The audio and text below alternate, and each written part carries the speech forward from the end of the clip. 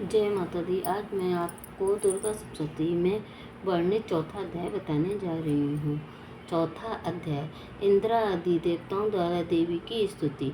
मेधा ऋषि ने कहा, देवी के द्वारा पराक्रमी दुष्ट महिषासुर को फौज सहित मारे जाने पर इंद्र आदि सभी देवता प्रसन्न होकर मस्तक झुकाकर प्रणाम करके नाना प्रकार से स्तुति करने लगे। जिस देवी ने यह समस्त संसार अपनी शक्ति से उत्पन्न किया है, जो देवों की पूज्य है, जो सभी देवों और महर्षियों की पूज्य, उस अंबिका देवी को हम भक्ति भाव से नम्र होकर दंडवत करते हैं। वह हमारा कल्याण करे। जिसके अनुपम प्रभाव और बल का विष्णु, ब्रह्मा और शिव जी का वर्णन नहीं कर पाते, वह देवी चंडिका सारे संसार के सृजन और अशुभ भय के नाश के लिए बाध्य हो।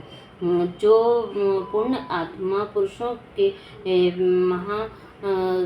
यहाँ लक्ष्मी, पापियों के लिए दरिद्र, ज्ञानियों के लिए हृदय में बुद्धि, सत्पुरुषों में श्रद्धा, कुल अंगनाओं में लज्जा के समान हो। हे देवी, हम सब आपके सामने मस्तक झुकाते हैं। संसार की पालना करो।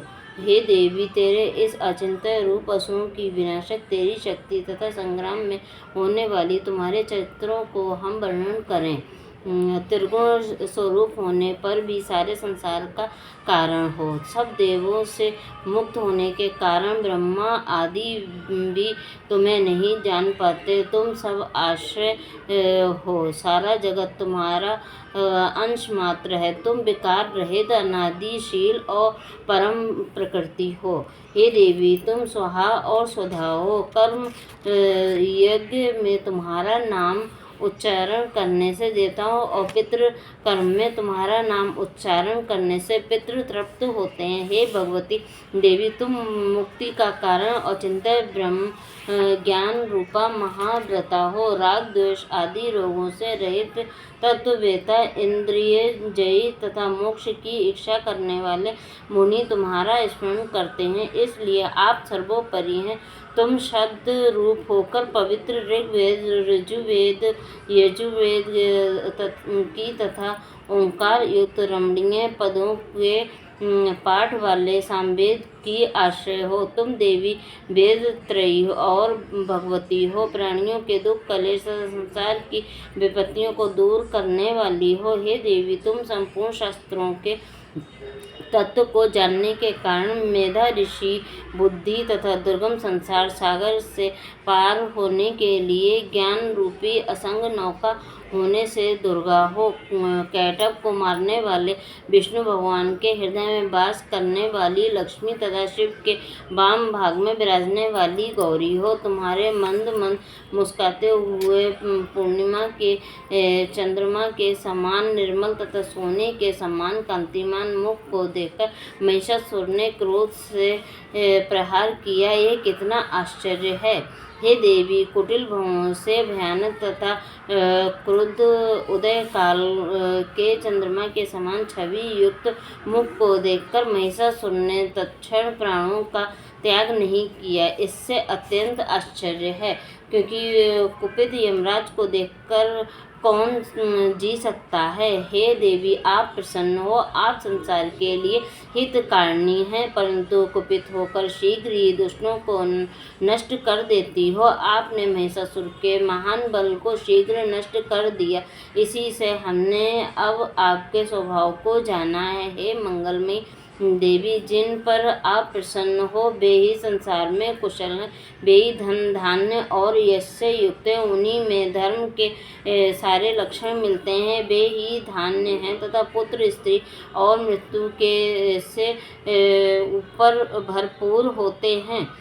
हे देवी, ऐसे सत्पुरुष सदैव संपूर्ण धार्मिक कामों को आदर पूर्वक करते हैं। आपकी कृपा से स्वर्ग को प्राप्त करते हैं। इसलिए हे देवी, आप तीनों लोकों में उत्तम फल देने वाली हो। हे दुर्गे, जो आपका नाम जप करते हैं आप उनके सभी भयों को नष्ट करती हो। स्वस्थ पुरुषों के स्मरण करने से श्रेष्ठ बुद्धि देती हो। दरिद्रों को दुख और भय मिटाने वाला तुम्हारे सिवा कौन है। निश्चय आप सब प्राणियों का कल्याण करने के लिए दया से द्रवित रहती हो। असुरों के मारे जाने से सारे संसार को सुख मिला तथा बहुत दिन तक जो उन्होंने नरक प्राप्ति के लिए पाप किया है, समर में मरकर स्वर्ग को प्राप्त हो। यह जानकर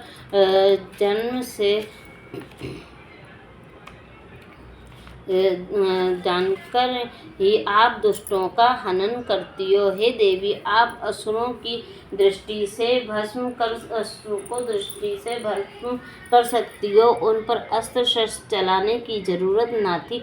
समर में शस्त्रों से पवित्र होकर शत्रुओं की शुभ लोकों को प्राप्त हो, इस भाव से उनमें आप की यह बुद्धि थी। इससे आप अत्यंत साध्वीय, किरणों से सुशोभित अर्धचंद्र के सदृश आपके मुख को देखते हुए ही आपके खड्ग की उग्र दीप्ति पुंज और त्रिशूल के अग्रभाग की कांति समूह से असुरों की आंखों की ज्योति नष्ट नहीं हुई। हे देवी, आपका स्वभाव रूप दुराचारियों को सच्चारी बनाने वाला और अचिंत्य है, क्योंकि कोई उसकी क्षमता नहीं कर सकता, तथा आपकी शक्ति देवों के पराक्रम को हरण करने वाले असुरों को नष्ट करती है। इस प्रकार आपकी कृपा शत्रुओं पर भी प्रकट होती है। हे वरदात्री, तीनों लोकों में से किसके साथ आपके इस पराक्रम की तुलना की जाए। आपका रूप भी तो परम मनोहर है, परंतु शत्रुओं के लिए भयदायक है। हमेशा दया परंतु समर में निष्ठुरता आपके मन में देखी। समर में शत्रु नाश के द्वारा सारी त्रिलोकी आपने बचाई तथा शत्रुओं को मारकर स्वर्ग पहुँचाया और असुर को जन्म से हमारा भय दूर किया। आपको नमस्कार है। चंडिके, शूल, खड्ग, घंटा, शब्द तथा धनुष की टंकार हमारी रक्षा करो। हे अंबिके, पूर्व और पश्चिम, दक्षिण तथा उत्तर चारों दिशाओं में अपने त्रिशूल को घुमाकर हमारी रक्षा करो। आपके जो सौम्य तथा अत्यंत घोर रूप तीनों लोकों में विचरते हैं, उनसे हमारी और संसार की रक्षा करो।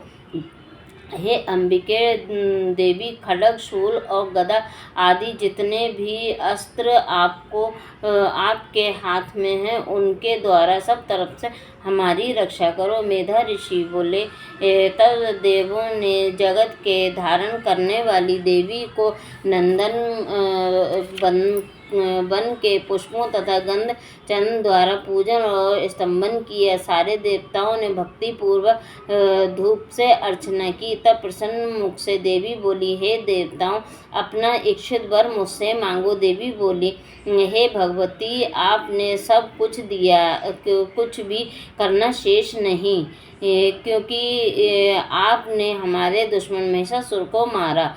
फिर भी हे महेश्वरी, यदि आप वर देना चाहती हैं तो कृपा करके जब भी हम आपका स्मरण करें तब आप हमारे समस्त कष्टों को दूर करें, और जो मनुष्य इन स्तवों से आपकी स्तुति करें उसके धन की वृद्धि, ऐश्वर्य, धन और स्त्री संपदा की सदा वृद्धि हो। और अंबिके, हम सब पर सदैव प्रसन्न रहो।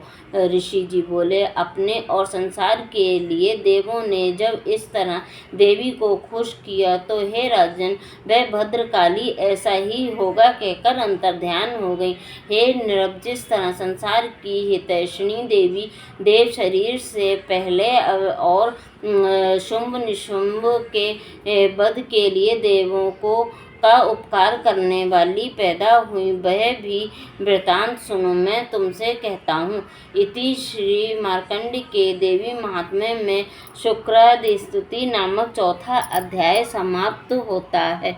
जय हो शेरों वाली माता की जय, जगत जननी जगदम्बे माता की जय।